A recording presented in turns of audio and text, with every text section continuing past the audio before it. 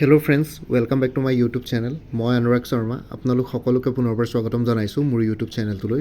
আজি মই আপোনালোকৰ সন্মুখত এটা নতুন ভিডিঅ'লৈ উপস্থিত হৈছোঁ আৰু আজিৰ ভিডিঅ'টো মই আপোনালোকৰ সৈতে শ্বেয়াৰ কৰিম, ডিছকাছ কৰিম Assam teacher eligibility test TET 2025ৰ expected final cut off marks. ঠিক আছে, চ' এইখিনি যোনখিনি কাট অফ মাৰ্কছ মই আপোনালোকৰ সৈতে শ্বেয়াৰ কৰিম সেইখিনি final cut off marks written এক্সামিনেশ্যনত 1:2 ৰেচিঅ'ত ল'লেহেঁতেন আৰু ফাইনেলত 1:1 ৰেচিঅ' এটা পোষ্টৰ এগেইনষ্ট এজনেই চিলেক্ট হ'ব। চ' সেইটো কাৰণে ফাইনেল কাট অফ মাৰ্কছ কাৰোবাৰ যদি ফাইনেল কাট অফ মাৰ্কছ যদি ইমান থাকে তেতিয়াহ'লে তেওঁলোকৰ চিলেকশ্যন পোৱাৰ সম্ভাৱনা বেছি থাকিব। এতিয়া আপোনালোকে ক'ব পাৰে ছাবজেক্ট ৱাইজ বেলেগ বেলেগ ছাবজেক্টছৰ নাম্বাৰ অফ কেণ্ডিডেটছো বেলেগ, পাৰফৰ্মেঞ্চো বেলেগ, কিন্তু ইয়াতে অভাৰঅল এটা কাট অফ মাৰ্কছ দিবলৈ চেষ্টা কৰিছোঁ কাৰণ প্ৰত্যেকটো ছাবজেক্টৰে তেনেকৈ ছেপাৰেটে এনালাইচিছ কৰা পচিবল নহয়। ইয়াতে ডেটা বহুত কম আছে, কিন্তু আপোনালোকে যদি অভাৰঅল কাট অফ মাৰ্কছ যদি চায় তেতিয়াহ'লে এনেকুৱা ধৰণৰ হ'ব লাগে, যদিহে প্ৰত্যেকটো ছাবজেক্টৰ যদি আমি কনচিডাৰ কৰোঁ আৰু কাৰোবাৰ যদি মাৰ্কছ এনেকুৱা থাকে, অকণমানটো আপ ডাউন হ'বই, কিন্তু তথাপিতো যিহেতু এক্সপেক্টেড মাৰ্কছ, চ' অভাৰঅল কিমান হ'ব পাৰে মই সেইটোৰ ওপৰত গুৰুত্ব দি পেলাই কাট অফটো বনাইছোঁ। চ' আপোনালোকে এবাৰ চাই লওক আৰু নিজৰ পাৰফৰ্মেঞ্চ কেনেকুৱা হ'ল এবাৰ কমেণ্ট ছেকশ্যনত জনাব, ঠিক আছে। আৰু কিবা যদি ভুল হৈছে ক্ষমা কৰি দিব। ইয়াতে এক্সপেক্টেড কাট অফ মাৰ্কছ, এইটো ফাইনেল কাট অফ মাৰ্কছৰ কথা কৈ আছোঁ, ঠিক আছে। চ' টেট গ্ৰেজুৱেট টিচাৰ টেট GT-খিনিৰ কাৰণে জেনেৰেলৰ 65 to 70 মাৰ্কছৰ ভিতৰত থাকিব লাগে। 5 মাৰ্কছৰ এটা ৰেঞ্জ লোৱা হৈছে ইয়াতে। OBC 61 to 66 marks, SC 57 to 62 marks, ST plains 51 to 56 marks, ST hills 45 to 50 marks, PWBD 40 to 45 marks, ঠিক আছে। চ' এইখিনি টিচাৰ এলিজিবিলিটি টেষ্ট গ্ৰেজুৱেট টিচাৰৰ expected final cut off marks. আৰু এবাৰ কৰিছোঁ general 65 to 70, OBC 61 to 66, SC 57 to 62, ST plains 51 to 56, ST hills 45 to 50, PWBD 40 to 45 marks, ঠিক আছে। So' এইখিনি হৈ গ'ল গ্ৰেজুৱেট টিচাৰৰ। চ' আপোনালোকে নিজৰ কমেণ্ট ছেকশ্যনত জনাওক কোনে কিমান মাৰ্কছ স্ক'ৰ কৰি থৈছে, ঠিক আছে। এইখিনি গ্ৰেজুৱেট টিচাৰো হৈ গ'ল।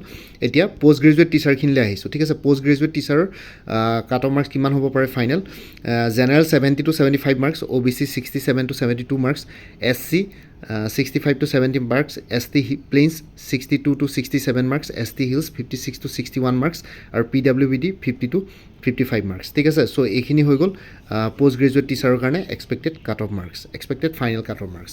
আৰু এবাৰ কৰিছোঁ general 70 to 75 marks, OBC 67 to 72 marks, SC 65 to 70 marks, ST plains 62 to 67 marks, ST hills 56 to 51 marks আৰু PWBD 50 to 55 মাৰ্কছ। আপোনালোকে এইখিনি এবাৰ কনচিডাৰ কৰক। আপোনালোকৰ এনেকুৱা ধৰণৰ যদি স্ক'ৰ আহি আছে তেতিয়াহ'লে আপোনালোকৰ কোৱালিফাই হোৱা সম্ভাৱনা বেছি আছে। চ' সেইটো কাৰণে মই এনেকৈ আপোনালোকৰ সৈতে শ্বেয়াৰ কৰিলোঁ। বাকী নিজৰ অপিনিয়ন কমেণ্ট ছেকশ্যনত শ্বেয়াৰ কৰক, একো কথা নাই। খালি আপোনালোকে শ্লেং লেংগুৱেজ ইউজ নকৰিব কমেণ্ট ছেকশ্যনত। যিমানখিনি পাৰে সিমানখিনি আপোনালোকৰ কমেণ্টখিনি যাতে অলপ ভাল হৈ থাকে, মানে লেংগুৱেজখিনি অলপ ভাল কৰিব, আৰু বেলেগ একো কথা নাই। আৰু কাৰোবাৰ নিজৰ অপিনিয়ন দিব পাৰে কোনে কিমান মাৰ্কছ স্ক'ৰ কৰিছে বা ইয়াতকৈ কাট অফ অলপ চেঞ্জেছ হ'ব পাৰে নেকি। চ' এইটো যিহেতু এটা টেণ্টেটিভ বা এক্সপেক্টেড কাট অফ মাৰ্কছ প্ৰিডিক্টিভ হয়, চ' অফিচিয়েল কাট অফ অভিয়াছলি অলপ বেলেগ হ'ব ইয়াতকৈ। বেলেগ মানে কি আৰু বহুত বেছি ডিফাৰেঞ্চ হ'ব নালাগে, যিমান পাৰোঁ সিমানখিনি একেবাৰে অফিচিয়েল কাট অফৰ লগত মিলাবলৈ চেষ্টা কৰিছোঁ, তথাপিতো ক'বতো নোৱাৰি। চ' সেইটো কাৰণে আপোনালোকৰ নিজৰ অপিনিয়ন ইয়াতে কমেণ্ট ছেকশ্যনত দিব পাৰে, ঠিক আছে। Graduate teacher, post graduate teacher দুইটাৰে cut off marks, expected final cut off marks মই আজি আপোনালোকৰ সৈতে শ্বেয়াৰ কৰিলোঁ, ঠিক আছে। আৰু এবাৰ দেখাই দিছোঁ, আপোনালোকে এবাৰ চাই লওক। এইখিনি পষ্ট গ্ৰেজুৱেট টিচাৰৰ কাট অফ মাৰ্কছ, ঠিক আছে। তাৰপিছত এইখিনি গ্ৰেজুৱেট টিচাৰৰ কাট অফ মাৰ্কছ। চ' আপোনালোকে এইখিনি চাই লওক। চ' এইখিনি হৈ গ'ল। বাকী নিজৰ অপিনিয়ন আপোনালোকে কমেণ্ট ছেকশ্যনত জনাওক। আৰু বাকী আপোনালোকে যদি আপকামিং এক্সামছবিলাকৰ কাৰণে প্ৰিপেৰেশ্যন কৰি আছে তেতিয়াহ'লে কৰ্চেছ এভেইলেবল আছে, আৰু কৰ্চেছবিলাক PDF ফৰ্মেটত এভেইলেবল আছে। চ' আপোনালোকে ল'ব পাৰে। ADRE 2025 3.0 গ্ৰেড 3 গ্ৰেড 4 কাৰণে ফুল কৰ্চ এভেইলেবল আছে 350ত। DME গ্ৰেড 3 নন টেকনিকেলৰ কাৰণে ফুল কৰ্চ এভেইলেবল আছে 350ত। APSC এনফৰ্চমেণ্ট ইনস্পেক্টৰ ফুল course plus model solve paper available আছে 400ত। APSC এনফৰ্চমেণ্ট ইনস্পেক্টৰ যদি অকল ফুল কৰ্চ ল'ব বিচাৰে 375ত, আৰু অকল যদি এনফৰ্চমেণ্ট ইনস্পেক্টৰ মডেল মক ছল্ভ পেপাৰখন ল'ব বিচাৰে তেনেহ'লে অনলি 50 ৰুপিজ। গুৱাহাটী হাইকোৰ্টৰ জুডিচিয়েল এছিষ্টেণ্টৰ ফুল কৰ্চটোৰ দাম 375ত। APSC assistant accounts officer APDCL AGCL কাৰণে ফুল কৰ্চ এভেইলেবল আছে জেনেৰেল ইংলিছ, জেনেৰেল নলেজ আৰু মেথমেটিক্স ডেছক্ৰিপটিভ 3খন পেপাৰৰ ওপৰত 400ত।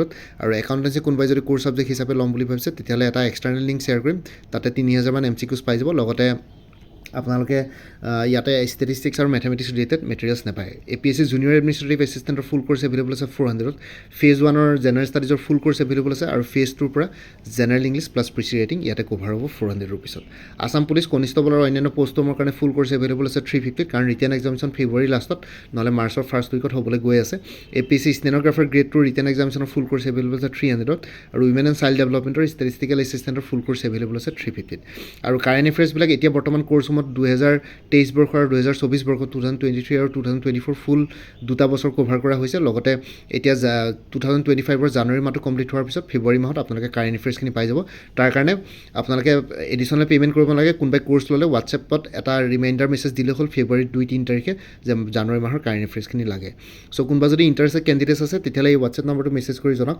আপোনাক কোনটো কোৰ্চ লাগে কোৰ্চৰ কণ্টেণ্টছখিনি শ্বেয়াৰ কৰিম লগতে পে'মেণ্টৰ লিংক দি দিম পে'মেণ্ট কৰাৰ লগে লগে গোটেই কোৰ্চটো নিজৰ হোৱাটছএপত PDF ফৰ্মেটত পাই যাব চ' হোৱাটছএপ নম্বৰটো হ'ল 9706557851 আৰু লগতে কোনোবাই যদি আগতে মোৰ পৰা কিবা কোৰ্চ লৈ থৈছিলে এবাৰ জনাই দিব কোনটো কোৰ্চ লৈ থৈছিলে তেতিয়া আগৰ মেটেৰিয়েলছখিনি বাদ দি যোনখিনি এডিশ্যনেল মেটেৰিয়েলছ লাগিব সেইখিনি ল'লে হ'ল তেতিয়া প্ৰাইচটো অলপ কমি যাব কাৰণ আপোনালোকে জানে যিকোনো কম্পিটিটিভ এক্সামছৰ চিলেবাছ একে জাষ্ট কুৱেশ্যন পেটাৰ্ণ অকণমান লেভেল অফ ডিফিকাল্টিটো বেলেগ বেলেগ হৈ থাকে আৰু ইয়াতে যোনটো হোৱাটছএপ নাম্বাৰ দি আছে এইটো অনুগ্ৰহ কৰি কল নকৰিব এইটো জাষ্ট হোৱাটছএপ মেছেজৰ কাৰণে এভেইলেবল কলৰ কাৰণে এভেইলেবল নহয় বাকী আৰু এবাৰ কৰিছোঁ কোৰ্চবিলাক PDF ফৰ্মেটত এভেইলেবল আছে আৰু লগতে আপোনালোকক কিছুমান এক্সটাৰ্নেল ৱেবছাইট আৰু ভিডিঅ' লিংকো দি দিম চ' এডিশ্যনেল ছাপোৰ্ট পাই যায় চ' ভিডিঅ' ডেছক্ৰিপশ্যনৰ কমেণ্ট ছেকশ্যন চেক কৰক তাতে কোৰ্চখিনিৰ কথা আৰু এবাৰ উল্লেখ কৰিছোঁ তাতে গ'লে মানে আপোনালোকে কোৰ্চখিনিৰ কথা গম পাই যাব আৰু লগতে মোৰ আৰু এটা চেনেল আছে অসম আইকিউ বুলি সেই চেনেলটোৰ লিংকটোৱে ভিডিঅ'টোৰ ডেছক্ৰিপশ্যনত শ্বেয়াৰ কৰিছোঁ আপোনালোকে সেইটো চেনেলো ছাবস্ক্ৰাইব কৰি ল'ব পাৰিব চ' ভৱিষ্যতলৈ এনেকুৱা ধৰণৰ কম্পিটিটিভ এক্সামছবিলাক দিয়াৰ ক্ষেত্ৰত আৰু অলপ এক্সট্ৰা গাইডেঞ্চ পাই যায় বাকী মোৰ ভিডিঅ'ছবোৰ চাই যদি ভাল পায় মোৰ চেনেলটো ছাবস্ক্ৰাইব কৰি ল'ব আৰু লগতে আপোনালোকৰ যিমানখিনি ফেমিলি ফ্ৰেণ্ডছ ৰিলেটিভছ আৰু চিনাকি এক্সপিৰিয়েঞ্চ আছে